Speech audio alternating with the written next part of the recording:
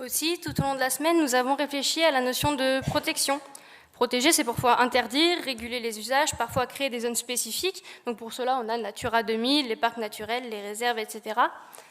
Mais c'est aussi étudier, comprendre, sensibiliser, concilier. Et surtout, ce qui est vraiment ressorti de manière systématique, c'est l'idée que protéger, ça ne doit pas vouloir être figé.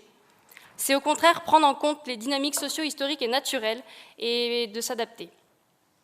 Nous retenons également que la protection est complexe et elle ne peut pas se focaliser sur les écosystèmes sans prendre en compte les dimensions sociales ou économiques liées à une problématique donnée.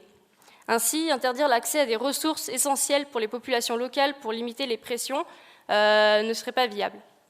Les scientifiques, les élus et la société civile sur les îles en ont conscience puisqu'ils revendiquent une protection des modes de vie, de la culture et des traditions, aussi bien que celle des espaces et des espèces. Enfin, il est ressorti des échanges à Ouessant une demande de reconnaissance de la spécificité des îles et des communautés qui les habitent. La protection devrait en conséquence davantage prendre appui sur des décisions locales et tenir compte de la parole des Îliens. Il est cependant apparu au cours du colloque que les problématiques environnementales insulaires ne revêtent pas toujours de spécificité par rapport à celles du continent. D'ailleurs, les lois nationales ont aussi pu protéger les îles et su protéger les îles et leurs particularités. Le débat est néanmoins ouvert ou alors mériterait de l'être quant à l'intérêt de construire un statut propre aux îles.